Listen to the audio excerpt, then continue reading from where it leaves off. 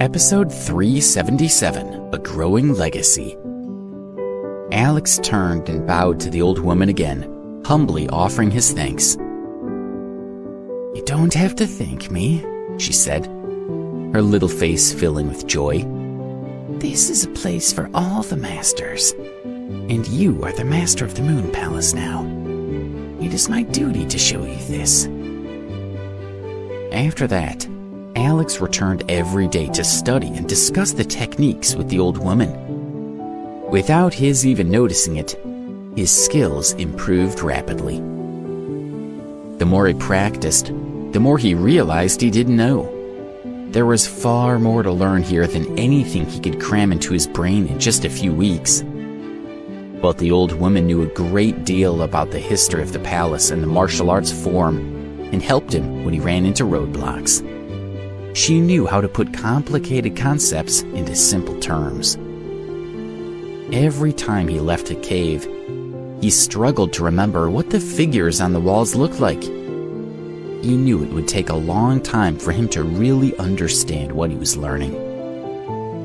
When he returned to the palace, Celeste suddenly exclaimed, "Your face!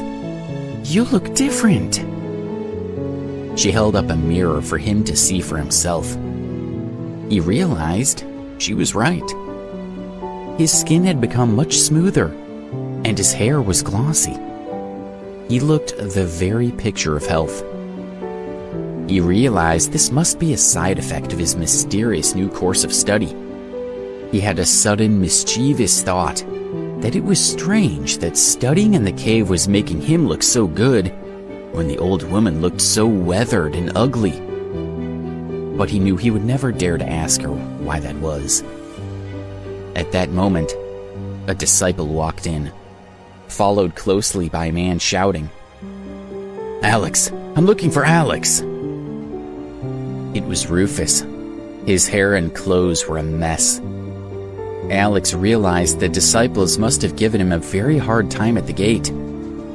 Strange men were not usually permitted to enter, and the disciples tended to be cold towards strangers. Rufus quickly explained the situation with Debbie. Alex packed as quickly as he could and jumped into Rufus's car. News of the impending martial arts war swept across the United States.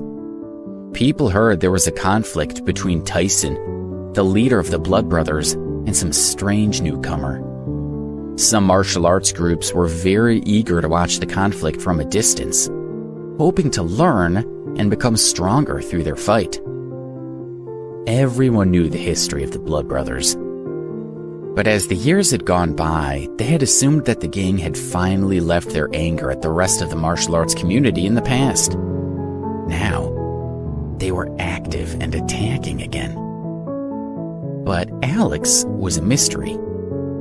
There were plenty of rumors and stories flying about, but little was really known about the new Lord of the Moon Palace. Most of the other groups hoped he was powerful. They didn't want to intervene if they didn't have to, and it was convenient to assume he could take care of himself. But they also knew that if Alex fell, the Blood Brothers would continue to rise in power, demanding respect and even tribute from the other groups. No one wanted to be dragged into the conflict. Along the Hudson River, tourists were visiting the scattered waterfalls and reserves despite the cold weather to see the magnificent natural formations along the water. The tourist traps all along the Hudson River were bustling and crowded. Despite the crowds who came and went, Tyson had set up camp to wait for Alex to come and challenge him. Despite the cold, he wore light clothes, always ready for a fight. His face betrayed no feelings. He always looked stern and resolute. Rumors began to spread, and people started to avoid the sight. But other martial artists came to challenge his followers. The Blood Brothers had no problem defeating them all. One, a student named Jack, saw many of them personally and began to make a name for himself. Sometimes he fought them at the river where they had come to challenge Tyson, and sometimes he went to their own schools and beat them there. News of his power began to spread. None of this seemed to move or interest Tyson. Privately, he thought it was good for Jack to become notorious on his own. Rumors of the Blood Brothers' downfall had begun to spread when Alex defeated Lee Harshaw.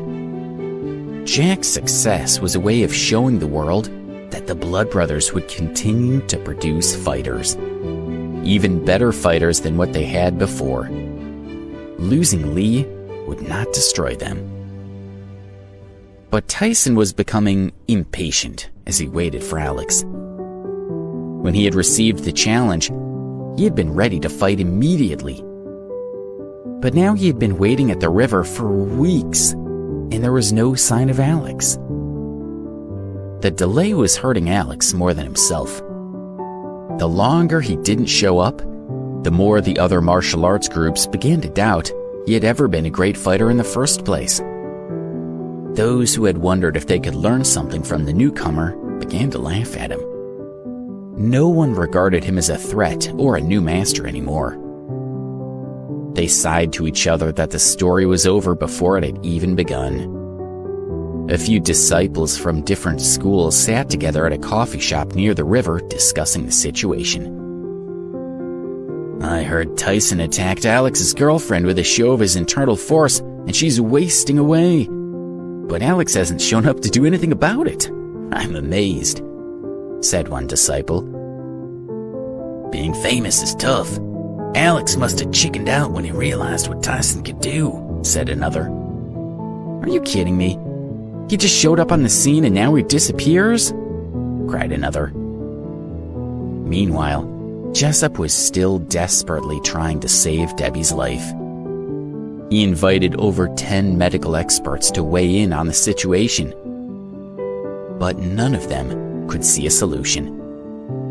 Each one sadly encouraged him to give up and let her slip away peacefully.